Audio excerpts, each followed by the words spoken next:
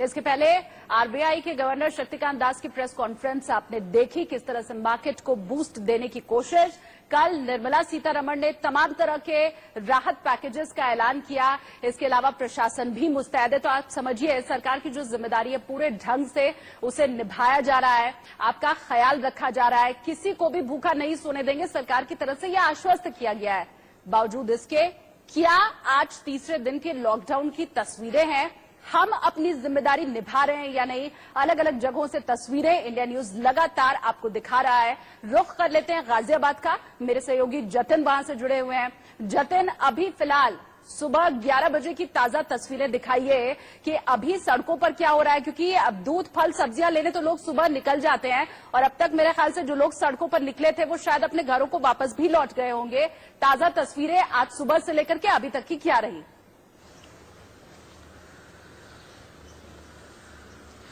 देखिए, बिल्कुल आपने सही कहा कि सुबह लोग कुछ निकल आए थे रोड पर सब्जी लेने के लिए, लेकिन प्रशासन ने कहा है कि रोड पर ना निकलें। होम डिलीवरी का भी इंतजाम किया गया है डायल 112 के जरिए। मैं तस्वीरें आपको साथ साथ दिखा देता हूं। आप देखिए, ये जो रोड है आपको पूरी तरह से अब खाली नजर आएगा। इसी रोड पर बहुत सारे लोग पैदल चल रहे थे। पीछे की तरफ भी आपको लेकर चलेंगे और वहां पर दिखाएंगे कि कुछ जो लोग हैं वो रोड पर अभी भी पैदल आ रहे हैं। तो ये वो लोग हैं कि जो जरूरी सेवाओं से जुड़े हैं। आप देखिए, ये सिलेंडर की डिलीवरी लेकर एक जो शख्स है वो जा रहा है और इनको नहीं रोका जाएगा, ये बात पूरी तरह से कही गई है क्योंकि जरूरी सेवाएं हैं। देखिए, सिर्फ आपको इसके अलावा एम्बुलेंस यहाँ पर नजर आएगी, लेकिन ये जो पैदल लोग हैं ये भी आपको थोड़ी बहुत संख्या में नजर आ जाएंगे। ये वही लोग हैं जो दिल्ली से आ रहे हैं, अलग अलग राज्यों से आ रहे हैं और इनको भूखा नहीं सोने दिया जाएगा, ये बात सुनिश्चित की गई है। हमने आपको अपनी रिपोर्ट में भी बताया था कि जो प्रशासन है उन्होंने व्यवस्था की है इनके खाने पीने की भी और इनको बसों से इनके गंतव्यों तक पहुंचाने की भी। जी, लेकिन जतिन, ये अभी भी सड़कों के ऊपर निकल रहे हैं। आप जो तस्वीरें पहुंचा रहे हैं हम साफ तौर पर देख सकते हैं कि ये लोग पैदल ही शायद अपने घरों के लिए निकल रहे हैं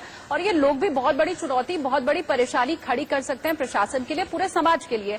तो अभी या तो अवेयरनेस नहीं है या तो प्रशासन के ऊपर इनको यकीन नहीं है या अपने घर जा करके रहेंगे इस बात की होड़ है, क्योंकि आपके पीछे लगातार इस तरह से पैदल निकल रहे हैं लोग। तो इन्हें रोकने के लिए क्या तैयारी है, क्योंकि आज तीसरा दिन है, क्या ये सिलसिला ऐसे ही चलता रहेगा?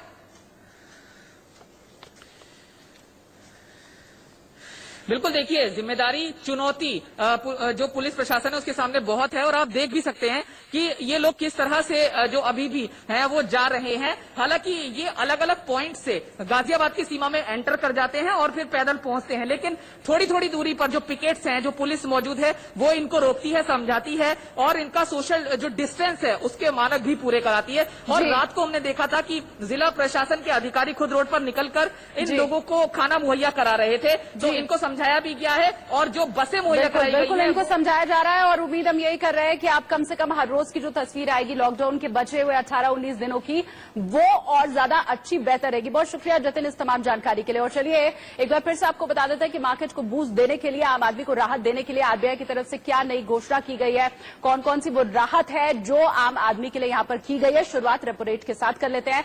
रेपो रेट में बहुत भारी कटौती आरबीआई की तरफ से की गई है। आपको हम बताएं 75 बेसिस पॉइंट की कटौती आरबीआई की तरफ से की गई है और अब 75 बेसिस पॉइंट की कटौती के बाद ये 4.4% हो गया है, जो पहले 5.15% था। तो ये बहुत बड़ी राहत और आप समझ लीजिए कि आपकी ईएमआई इससे कम होने वाली है। ईएमआई कम होने से जुड़ा एक और बड़ा फैसला, अगले 3 महीने तक अगर आप आपकी ईएमआई की किश्त नहीं दे पाते हैं तो उसमें आपको राहत मिलेगी। सिर्फ रेपो रेट ही नहीं, रिवर्स रेपो रेट और सीआरआर में भी कटौती की गई है। इन सब का सिर्फ एक ही लब्बो लुबाब आप समझ लीजिए कि ईएमआई आपकी कम होगी, आपको लोन आसानी से अब और मिल सकेगा क्योंकि बैंक के पास लिक्विडिटी बढ़ जाएगी। ये लिक्विडिटी आम आदमी तक पास होगी, ये राहत आम आदमी तक पास होगी। जब आपके हाथ में पैसा होगा तो आप उसे खर्च करेंगे और इस तरह से पूरी इकोनॉमी को सुधारने की ये कोशिश